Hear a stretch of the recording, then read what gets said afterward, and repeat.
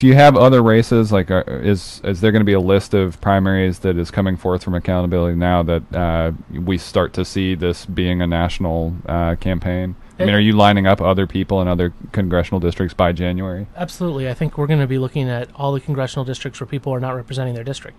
A great example of one where we polled and we found they were was in Nebraska. Senator Ben Nelson, there was a Daily Coast Research 2000 poll that was put into there, and Democrats overwhelmingly favored what he was doing. So we're not going to go into Nebraska. We're about helping locals who are interested in making a change. We're not about coming in and telling people that they need to make a change.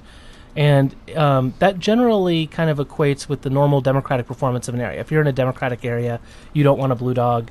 If you're in a more Republican area, you're probably more satisfied with the blue dog.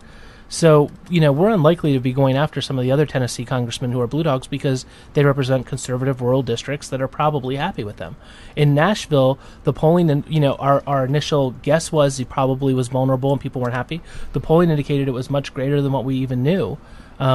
Nowhere in the country that I've ever seen does a Democratic member of Congress poll lower on health care among Democrats than Republicans or independents. I mean, that's pathetic.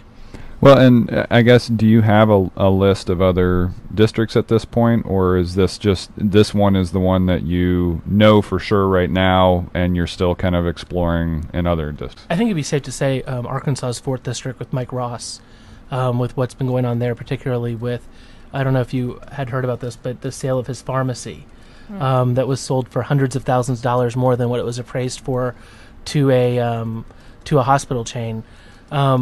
That's a great example of a district where we'd be looking for a viable challenger in. But really, we're taking it on a district-by-district basis, and we're going to be looking at whether or not people are representing their districts in these upcoming debates, especially on healthcare, because it's so important to people.